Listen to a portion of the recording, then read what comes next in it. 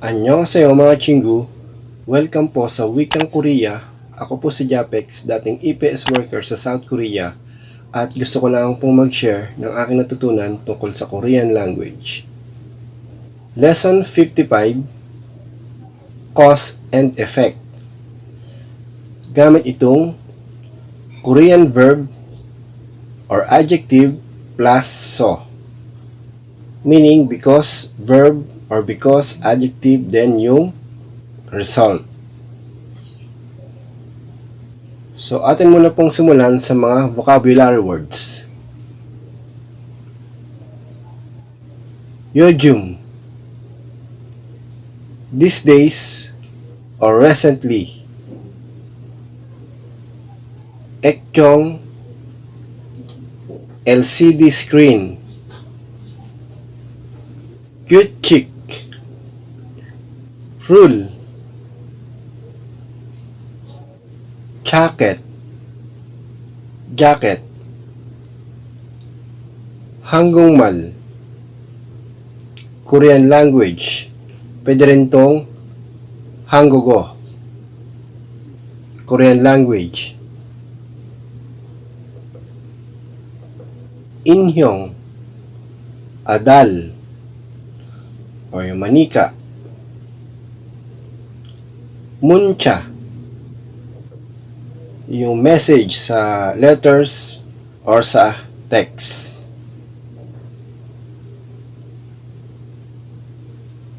So, verb or adjective plus so, meaning because verb or adjective. So, itong so ay connector sa dalawang pangungusap. Meaning because or so. Or kaya.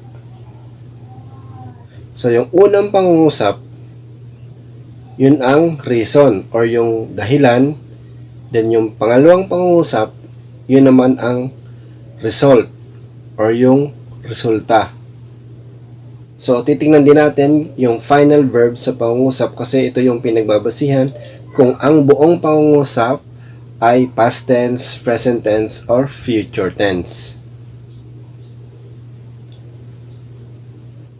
So, example sentences.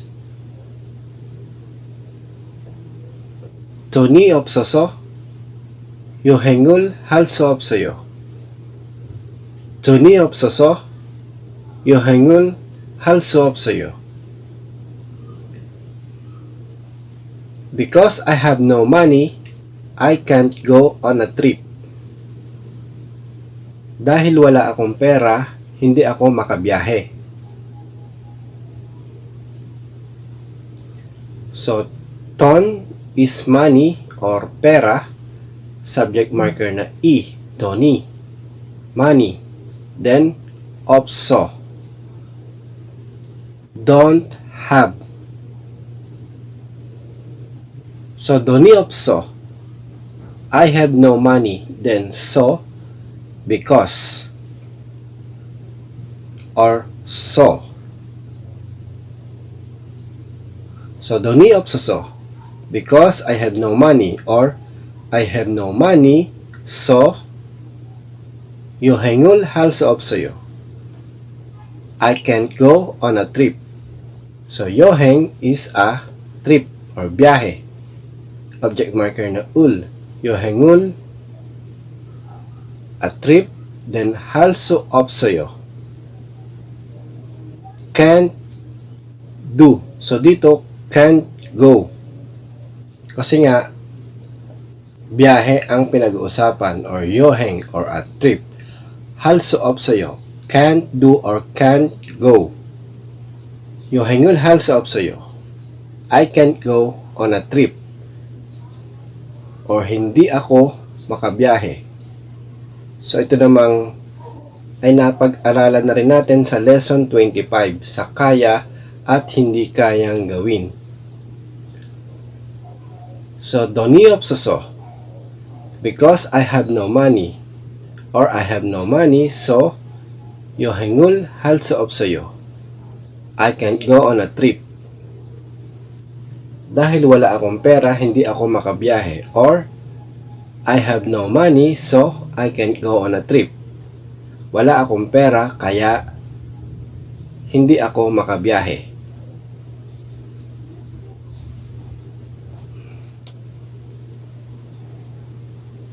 사람들이 많아서 이 식당은 시끄러워요.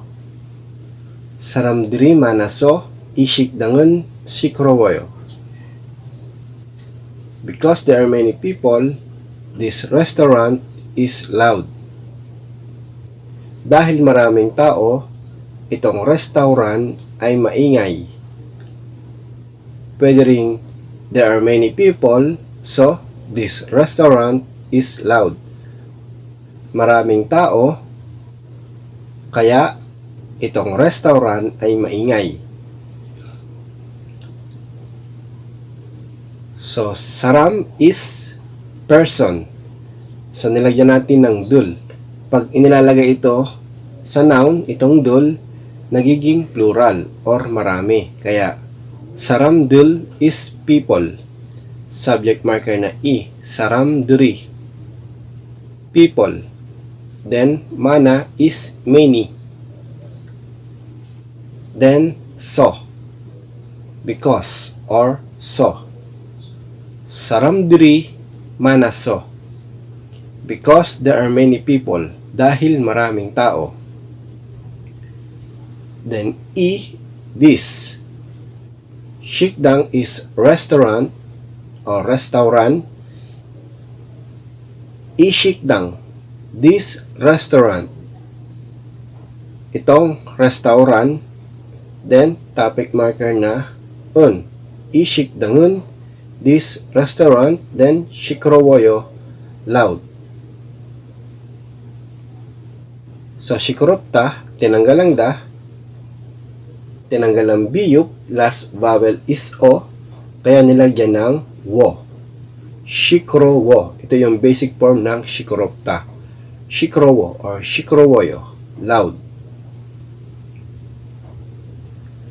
사람들이 많아서. Because there are many people. Dahil maraming tao. 이 식당은 시끄러워요. This restaurant is loud. Ang restaurant na ito ay maingay. So, pwede ring 사람들이 많아서. Maraming tao kaya 이 식당은 시끄러워요. Ang restaurant na ito ay maingay. This restaurant is loud.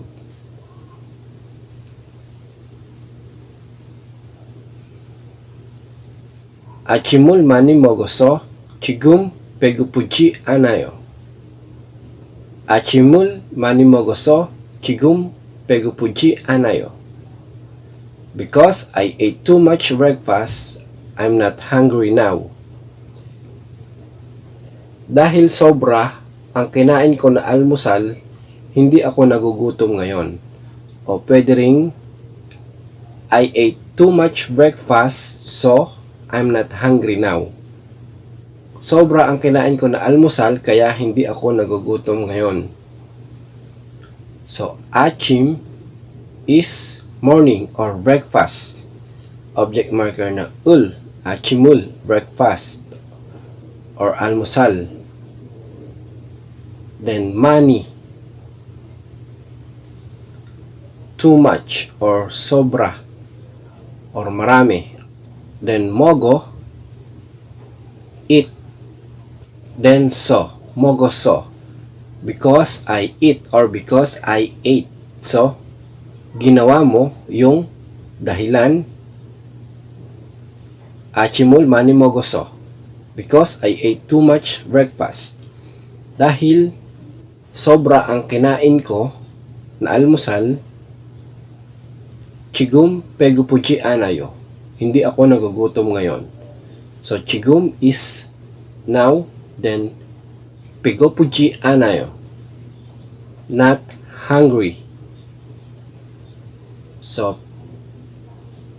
배고프다, to be hungry, tinanggal ang da plus G anta. 배고프지 않다, to not hungry. Then itong 배고프지 않다, i-conjugate natin sa basic form. Tinanggal ang da, last vowel is a, may pachim or final consonant, kaya nilagyan ng a. 배고프지 않아 or 배고프지 않아요. not hungry or hindi gutom. So, achimul mani mogoso because I ate too much breakfast. Dahil sobra ang kinain ko na almusal, chigum 배고프지 않아요. Hindi ako nagugutom ngayon.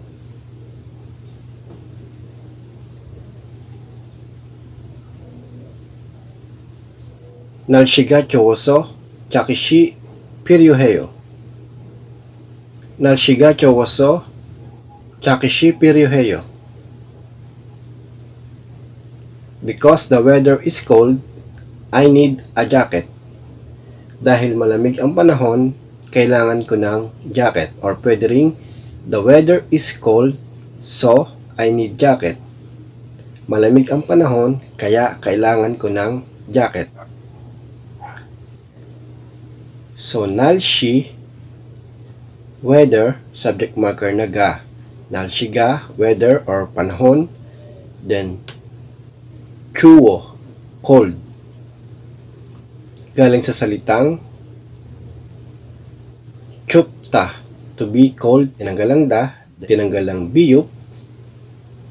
Last vowel is u, kaya nilagyan ng wo. Basic form ng 춥다 is 추워, cold. So, ang mga ganito namang irregular verb ay napag-aralan na natin kung paano mag-conjugate sa basic form sa lesson 49. Basic form conjugation rules for irregular verb. So, 추워, cold, malamig. Then, so, because, or so. 날씨가 추워서, because the weather is cold, dahil malamig ang panahon, or the weather is cold, so malamig ang panahon, kaya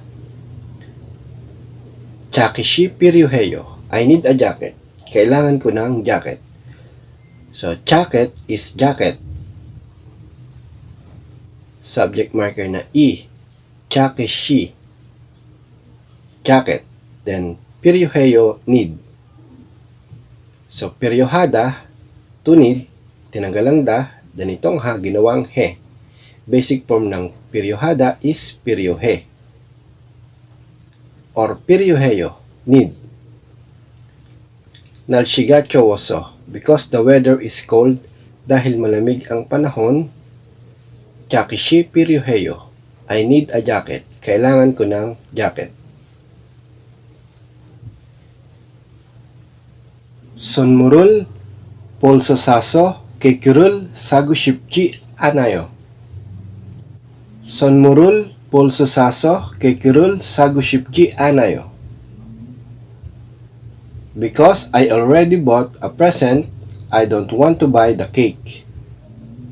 Dahil bumili na ako ng regalo, ayaw ko nang bumili ng cake.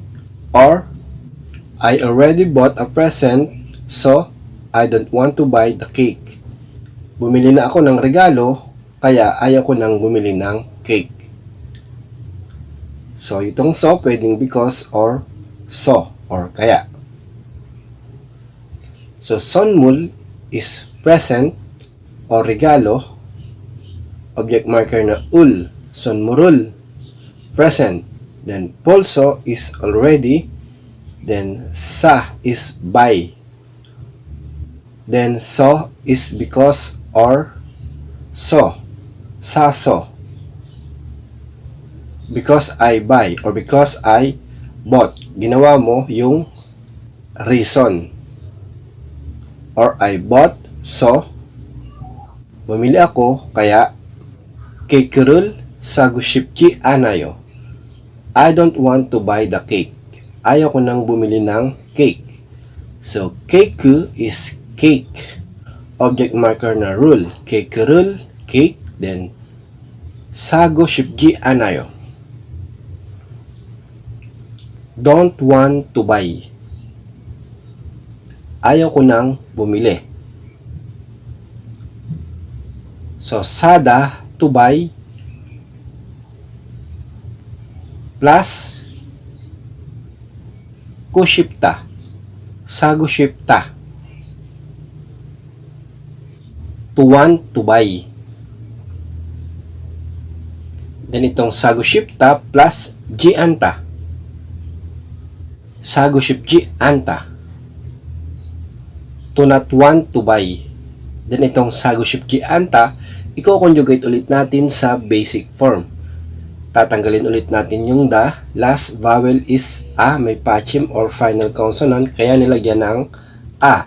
Sagoshipji ana or sagoshipji anayo. Don't want to buy or I don't want to buy.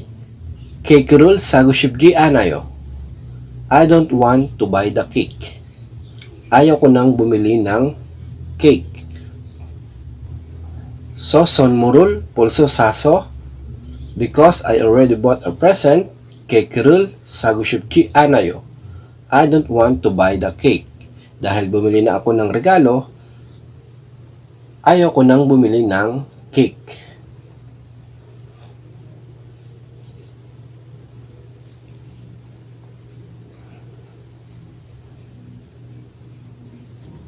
So, gawin po natin sa Korean language ang pangusap na ito. Because I can't swim, I don't want to go to the pool. Or, I can't swim, so I don't want to go to the pool. Dahil hindi ako marunong lumangoy, ayaw kong pumunta sa pool. Or, hindi ako marunong lumangoy, kaya ayaw kong pumunta sa pool. So, ang mga salita na gagamitin ay 수영장, swimming pool, verb stem plus ji anta, not, verb stem plus kushipta, wanting to, 못하다, cannot, so, because or so, suyong, swimming, object marker na ul, location marker na then ka, to go.